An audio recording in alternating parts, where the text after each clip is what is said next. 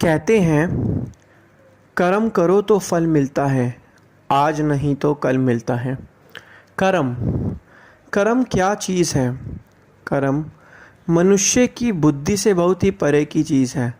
आज मनुष्य इस दुनिया में रहता है, उसे उसकी ज़िंदगी में जो उतार चढ़ाव आ रहे हैं, काम धंधा सही भी चल रहा है, कभी नहीं चल रहा, कभी सही समय आता है, कभी बुरा समय आता है। तो यह सब कुछ जो चीज़ें होती हैं, कभी कोई उससे लोग जो हैं खुशी मिजाज से बात करते हैं, कभी कोई उससे बात ही नहीं करता। तो ये ज़िंदगी के सभी उतार चढ़ाव जो हैं, ये सारा का सारा कर्मों का खेल है। मनुष्य जो है जब कर्म करता है तो कर्म करते समय वह ये भूल जाता है कि इस कर्म का आने वाले समय में मेरे पर दोबारा से प्रभाव पड़ेगा ही पड़ेगा। लेकिन मनुष्य अज्ञानता के कारण कुछ ऐसे कर्म कर देता है जिससे बाद में उसको पछताना पड़ता है। जब वह सही कर्म करेगा तो कर्म का फल भी उसे सही मिलेगा, जब वह गलत कर्म करेगा तो कर्म का गलत फल भी उसे ही मिलेगा। आज हमें कभी किसी को कुछ देना होता है या कभी किसी से कुछ लेना होता है, ये सब हमारे कर्मों के अनुसार ही होता है। कहते हैं कि जब समय सही आता है तो दुश्मन भी दोस्त बन जाता है, और जब खराब समय आता है तो दोस्त भी दुश्मन बन जाता है। यह सब कुछ मनुष्य के जो अपने कर्म करता है, जैसा बीज डालता है वैसा ही उसे फल मिलता है। यह सब चीज़ें जो है ज़िंदगी की उतार चढ़ाव उसके कर्मों के अनुसार ही होता है, और जब वह कर्म कर देता है उसके बाद पछताता है कि मैंने ये क्या किया। अब जो फसल बोई है उसे काटना भी तो पड़ेगा ही। तो मनुष्य को इसलिए संत महापुरुष समझाते हैं कि सोच विचार करके हमेशा कर्म करने चाहिए। ठीक इसी तरीके से एक बार की बात है, एक गांव में एक किसान रहता था तथा उसके साथ उसकी एक पत्नी और एक बच्चा भी रहता था। तो हुआ क्या, जब वह बच्चा जो था 10 साल का हो गया था तो उसकी पत्नी की मृत्यु हो जाती है। उसके बाद किसान जो होता है थोड़े समय पश्चात जो है एक दूसरी शादी कर लेता है। दूसरी शादी करने के बाद उसका एक और बच्चा पैदा होता है, और थोड़े समय पश्चात उस किसान की दूसरी पत्नी भी जो है मर जाती है। और जब दूसरी पत्नी के साथ उसकी शादी होती है, जब बच्चा पैदा होता है, जो पहली पत्नी का जो बच्चा होता था वो बहुत ही बड़ा हो जाता है। और जब दूसरी पत्नी उसकी मर जाती है तो दोनों जो है भाई रह जाते हैं, और थोड़े समय के पश्चात जो है वो किसान भी मर जाता है।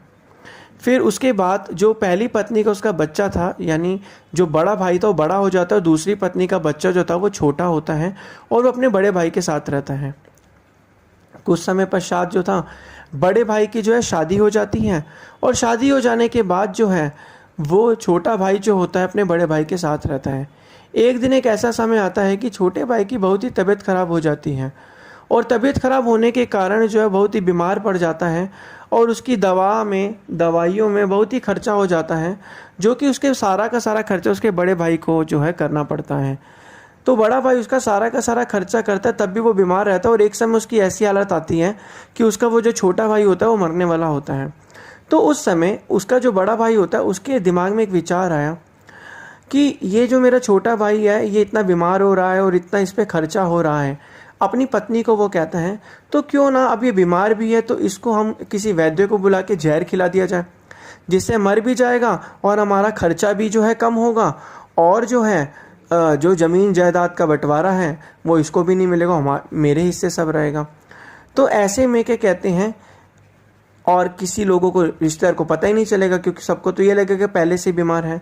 तो अपनी पत्नी को उसका बड़ा भाई बोलता, तो पत्नी कहती ठीक है, मैं एक ऐसे वैद्य को ढूंढती हूँ जो इनको जहर खिला दे और हम उसको पैसे भी दे देंगे।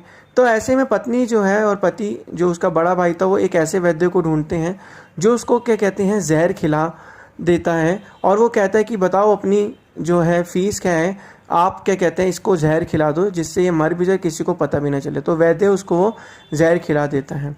फिर उसके बाद उसका भाई जो है छोटा मर जाता है।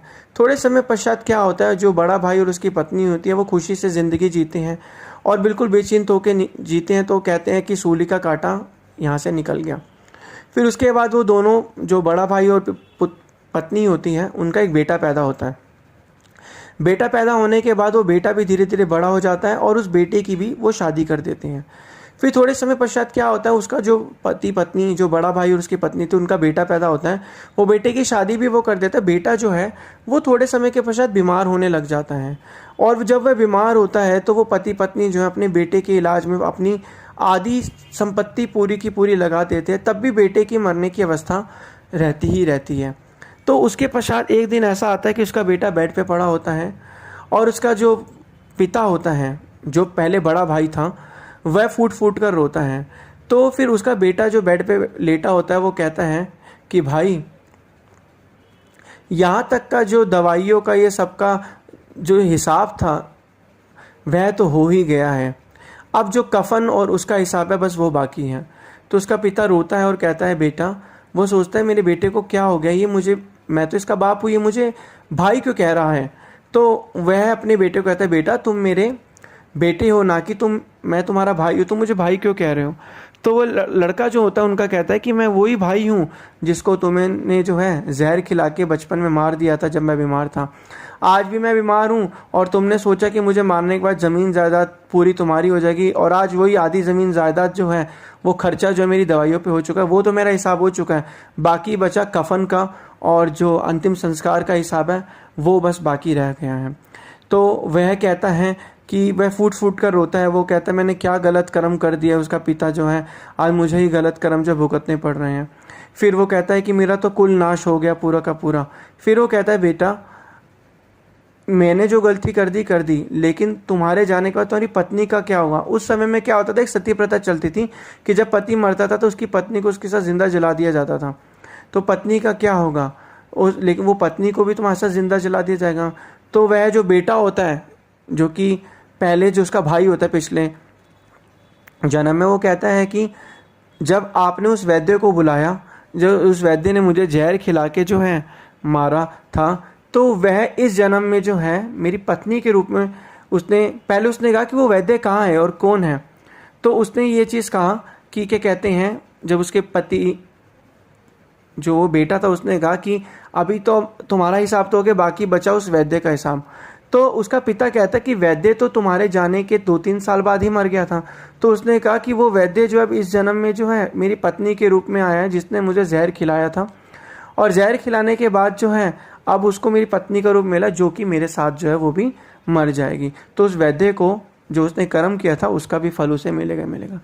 तो यह बात सुनकर वो जो उसका पिता था वो बहुत ही फूट फूट कर रोया, और उसने कहा कि मेरे से क्या बड़ी भारी भूल हो गई है, मैंने कितना गलत कर्म किया। एक ज़मीन जायदाद के लालच के कारण, कुछ पैसों के कारण जो है मैंने जो इतना वो सोचा।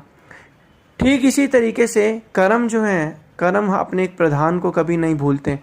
कहते हैं दुनिया में इंसान किसी को भी भूल जाए, लेकिन कर्म अपने कर्ता को कभी नहीं भूलता। वो कहीं ना कहीं से अपने कर्ता को जो है ढूंढ के निकाल ही लेता है। ठीक इसी प्रकार वक़्त के संतों महापुरुषों की चरण चरण में आने के बाद हमें जो है ज्ञान मिलता है, हमें जो है ये नॉलेज मिलती है, वास्तविकता मिलती है कि ज़िंदगी में असली सच क्या है। सच है प्रभु की बंदगी और सत्संग में जाना, जिससे हमारे मन के अंदर शुद्ध विचार होते हैं और हमारे कर्म भी सही होते हैं। जब हमारे कर्म भी सही होंगे तो हमारा जीवन सत्संगी होगा, आचरण में होगा, और कर्म सही होंगे तो इतना जो है हमारे जो है उन कर्मों का फल आगे भी हमें नहीं भुगतना पड़ेगा। तो इसलिए संत महापुरुष यही फरमाते हैं, जितना हो सके सही कर्म करो, साफ दिल से कर्म करो, सबका भला सोचो।